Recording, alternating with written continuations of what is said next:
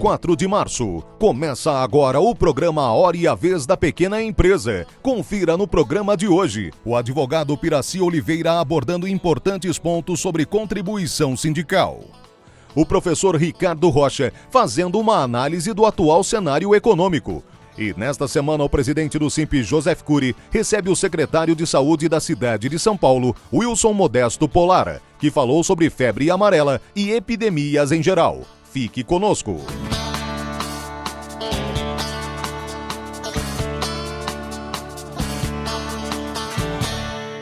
Olá! Março de 2018 e pela primeira vez chegamos no mês de recolhimento da contribuição sindical, primeiro ano da reforma trabalhista vigente. Muito bem, a lei trabalhista nova é de maio de 2017, vigência novembro. Recolhimento da contribuição sindical de 1 a 30 de março do ano subsequente a ela.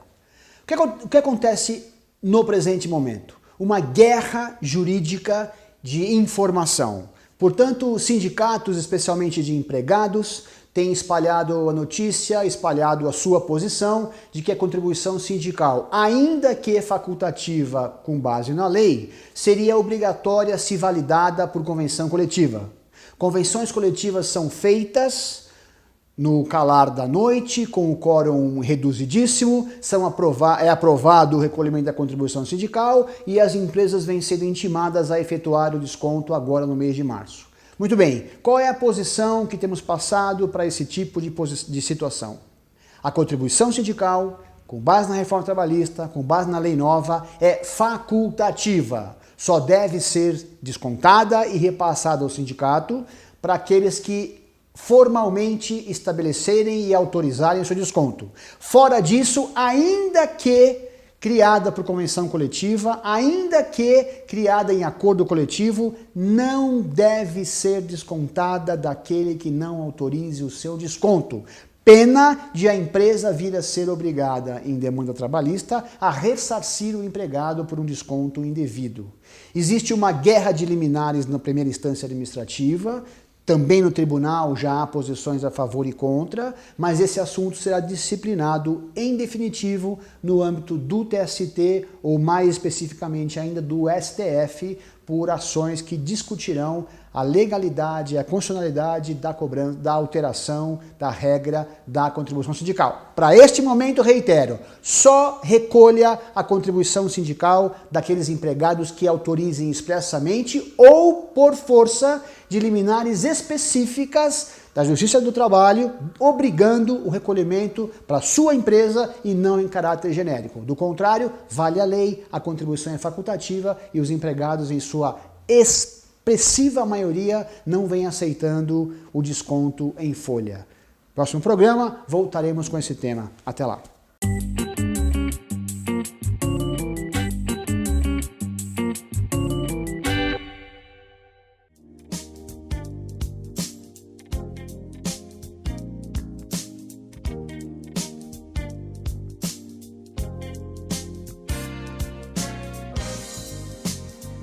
O papiro é uma planta nativa da África, muito comum de se ver nas margens de rios. As folhas são longas e são semelhantes às folhas de cana-de-açúcar. No Egito Antigo, o papiro era utilizado para diversos propósitos. As folhas eram sobrepostas e trabalhadas para serem transformadas numa espécie de papel. Este papel era utilizado pelos escribas para escreverem textos. Os artesãos também utilizavam a planta para a fabricação de cestos e redes, e também servia de alimento para pessoas mais pobres. Essa, você sabia?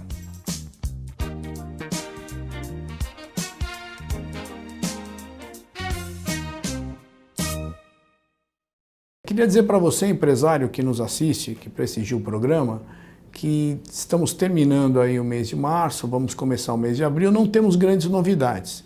As coisas boas continuam, que seriam o quê? Inflação em queda, taxa de juro baixa, deve cair mais um pouco, e a partir dessa próxima queda que o Banco Central deve promover em breve, ela deve se manter constante até dezembro. E aí, evidentemente, 2019 é um outro ano. Então, não temos grandes sobressaltos. Como a economia brasileira é muito dinâmica, eu diria para você, empresário, que é super importante você olhar o seu setor. Eventualmente o seu setor recupera antes. Então isso implica em duas coisas: investimento na produção, investimento na educação do seu colaborador. Ou seja, você está treinando os seus funcionários de forma adequada. Quando a economia se recuperar, eles estarão prontos para atender uma nova produtividade. É importante que você faça uma reflexão sobre isso. O Brasil vive muito de paradinhas, né? Então começa, corta, manda embora, volta, e quando recupera não estou pronto para aproveitar as oportunidades. Então eu diria para você que uma reflexão importante hoje é: minha mão de obra está preparada para a retomada? O meu setor antecipa? Se sim, que investimentos eu devo fazer?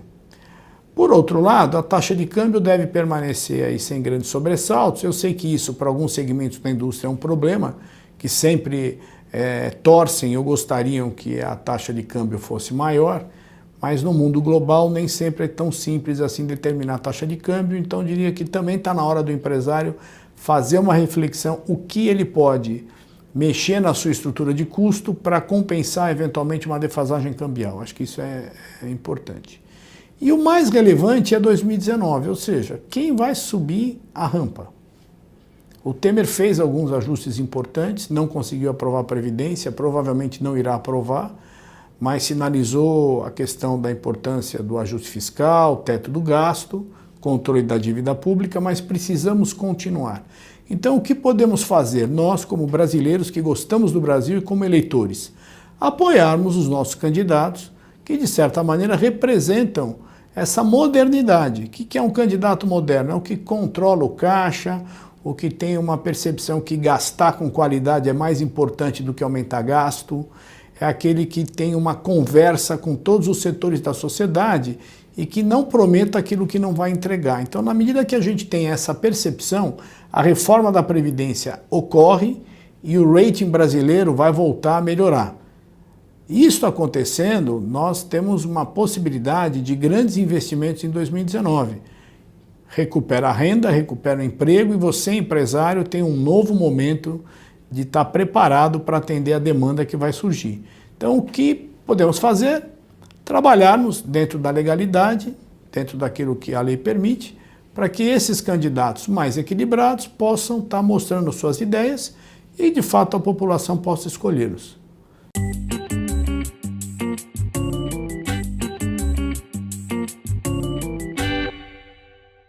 Parece ser de senso comum que beber água é vital para o ser humano. Afinal de contas, nossa composição pode ser de até 80% do líquido. Também é bem sabido que uma quantidade ideal que devemos consumir de água ao longo do dia é de cerca de 2 litros, ou 8 copos, pois os órgãos vitais dependem muito dela. A falta de água pode causar fraqueza, tontura e dor de cabeça. Ela regula a temperatura corporal, desintoxica nosso corpo, além de deixar a pele mais bonita. Por isso, fique atento ao seu consumo diário de água.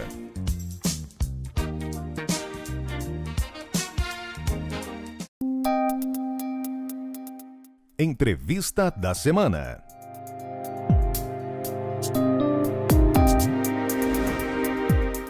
Nós temos o prazer de estar recebendo nos nossos estúdios o Dr. Wilson Modesto Polara. Ele é o secretário municipal da Saúde de São Paulo. É um prazer tê-lo conosco, secretário. Bom, o prazer é meu, Curi. Primeiro pelo grau de amizade que nos une e segundo pela grande audiência do seu programa que nos permite fazer um esclarecimento mais amplo da população. Muito obrigado. É óbvio que o tema é febre amarela. Nós temos uma epidemia de febre amarela em São Paulo? Não, nós não temos uma epidemia. As ações de contenção da doença foram extremamente efetivas. Nós temos que entender que a febre amarela sempre existiu no Brasil, mas na sua forma silvestre, que caracteriza ser transmitida somente pelos mosquitos que moram nas áreas de mata. O grande problema seria se os mosquitos urbanos adquirissem o vírus, porque aí nós teríamos um número enorme de pessoas afetadas pela doença. Qual o índice de mortalidade para quem contrai a febre amarela? É em torno de 40% a 50% hoje. 50%, metade das pessoas morrem. Metade das pessoas morrem por uma hepatite aguda fulminante. Quais são os sintomas? É um quadro gripal inicialmente um quadro gripal com dores musculares, mas o que caracteriza a febre amarela, por isso o nome amarelo, é a icterícia. Os olhos, pele ficam amarelos e a urina fica muito escura, cor de Coca-Cola. Essa é a característica da febre amarela. Aí já está em fase avançada? Sim, quando aparece a icterícia é sinal que há o comprometimento hepático. E não é 100% de mortalidade, pelo contrário. Vocês viram que nós tivemos 6 transplantes de fígado em pacientes que tiveram febre amarela. Então, os pesquisadores trataram a doença como se fosse uma hepatite fulminante que é causada por muitos outros vírus. O próprio vírus da hepatite pode dar um quadro de hepatite fulminante. Então foram tratados e dos 6 pacientes, 2 sobreviveram, com quadros muito graves. Agora, quem pode ser vacinado? Então, veja bem, o vírus, ele é o vírus atenuado, quer dizer, o vírus está lá. Sim. Ele não é um vírus que está morto e nem um pedaço do vírus, ele é o próprio vírus. Só que ele tem uma virulência muito baixa, porque ele está atenuado, ele está enfraquecido. Então, se nós dermos para pessoas que têm a sua imunidade enfraquecida também, pode ser que mesmo o vírus fraco consiga desenvolver a doença. Então, por exemplo, crianças até 6 meses não têm a sua imunidade ainda desenvolvida, não tomam. E mulheres grávidas, da mesma forma, pode atacar a criança. E os idosos, sabe, hoje tem que caracterizar muito bem os idosos. Nós, idosos, estamos muito bem, né? Nós estamos envelhecendo de uma forma saudável. Então, se o idoso está numa condição de saúde boa, obviamente ele pode tomar, mas o idoso, por definição, tem que ser avaliado por um médico. Ele deve tomar? Se ele tiver condições, sim. Se ele tiver condições clínicas adequadas, se ele estiver bem, não estiver enfraquecido, ele deve tomar, sim. Agora, quais são os riscos dessa vacinação? Então, o risco é exatamente esse, é você desenvolver a doença. Então vamos supor, uma pessoa que tem AIDS, Sim.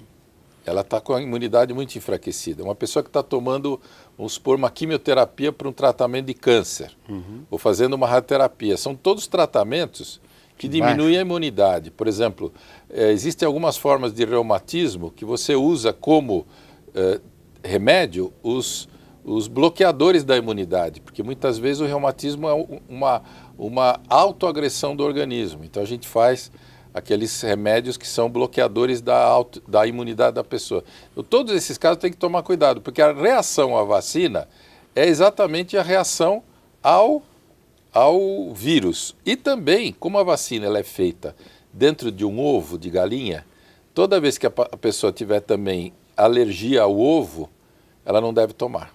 Agora, secretário, existiam filas e mais filas para se vacinar. De repente, acabaram as filas e muitas pessoas não se vacinaram. O que o senhor acredita que está causando isso e qual o risco que isso está levando essas pessoas? Então, eu costumava dizer no começo que nós não tínhamos uma emergência epidemiológica, que nós tínhamos uma emergência psicológica.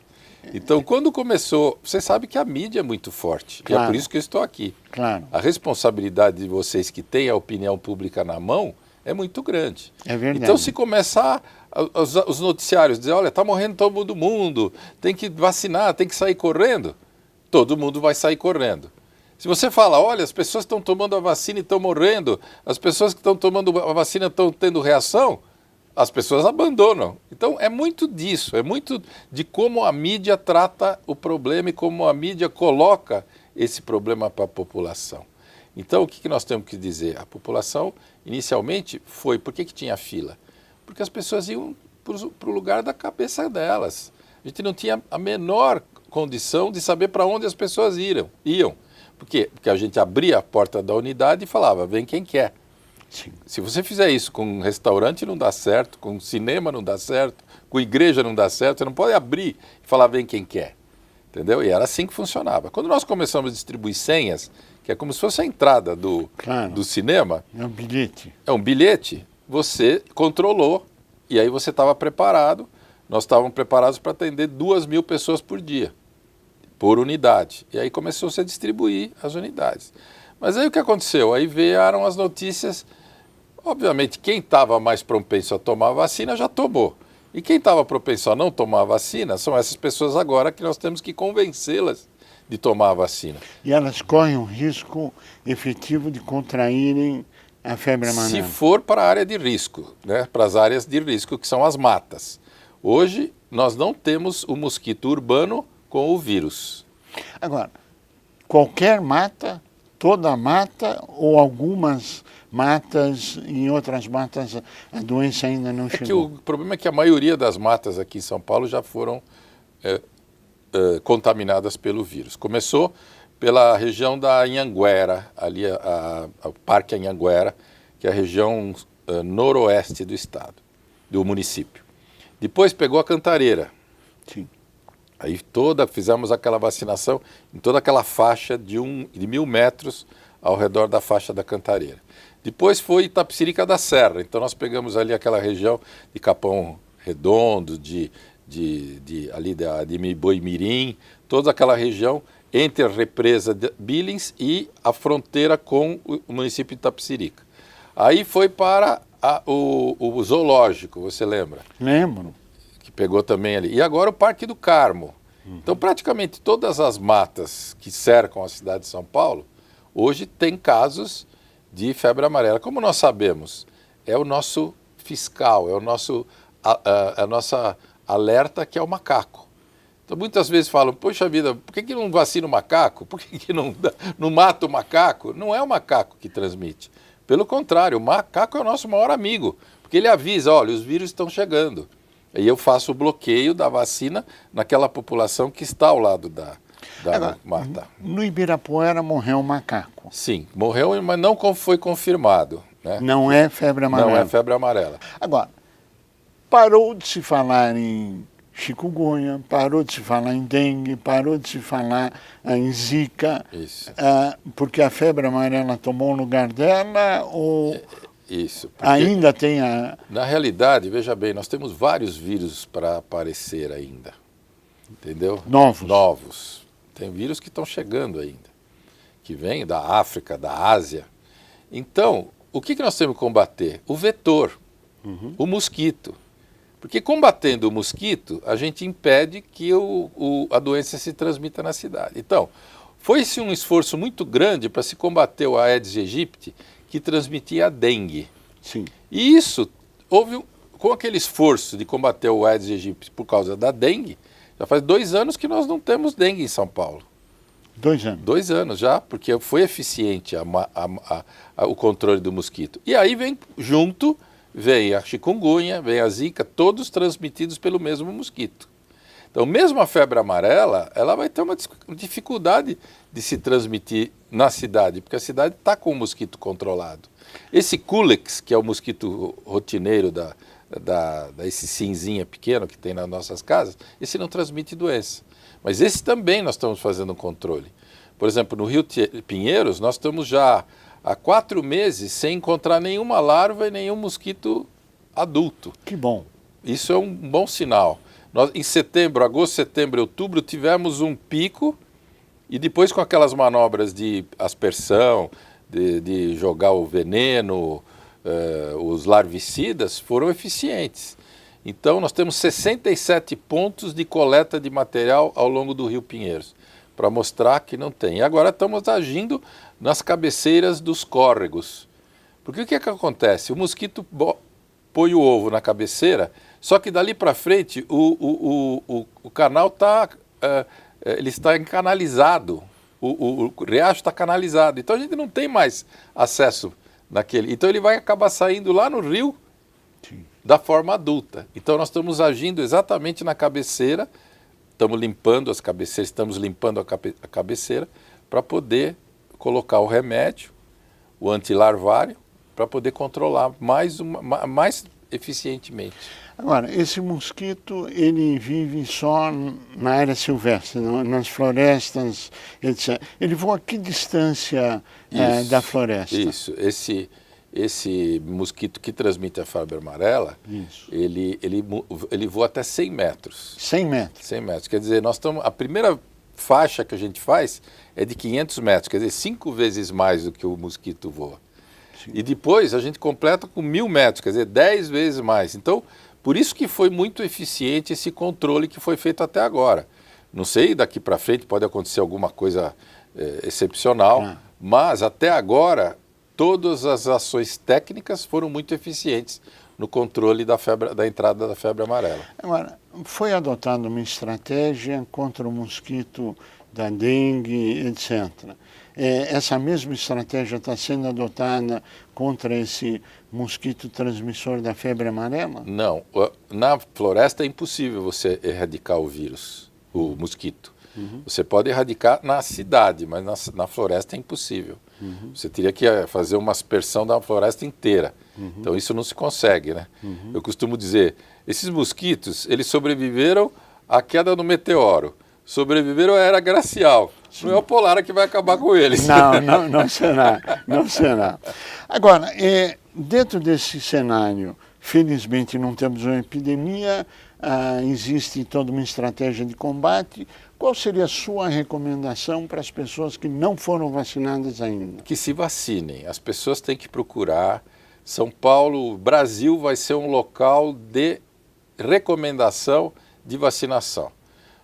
Eu, por exemplo, fui vacinado em 2010. Por quê? Porque eu tive que ir para as Filipinas. Filipinas era um local obrigatório. Se você fosse para pescar no Mato Grosso, você tinha que tomar a vacina. Se você fosse para a Bolívia ou para o Peru, você tinha que tomar a vacina. Infelizmente, agora o Brasil inteiro é uma área de recomendação. Todas as pessoas que viajarem para o Brasil vão ter que tomar a vacina. Secretário, nós chegamos ao final do nosso tempo, eu pediria as suas considerações finais. Que pena, gosto muito de ficar aqui. E as minhas considerações são de que as pessoas confiem nos técnicos da prefeitura, confiem nos técnicos da saúde, que as pessoas são muito preparadas. Quando falam, olha, vamos fechar um parque, acreditem que aquilo é importante. Quando falam, vamos vacinar uma área, acreditem. Quando falam, olha, na sua área, por enquanto, não é para tomar a vacina, espere a vacina chegar na sua casa, na sua região, é para acreditar nisso, porque é justamente as pessoas não acompanhando aquelas recomendações é que dá todo esse tumulto que aconteceu no início da vacinação. Secretário Wilson Modesto Pollara, nós agradecemos muito a sua participação, desejamos pleno êxito nesse combate à febre amarela e às outras que virão por aí, e o brilhantismo do seu trabalho, nossos sinceros parabéns. A você que esteve conosco, o nosso mais profundo agradecimento, com a certeza que estaremos juntos na semana que vem. Até lá!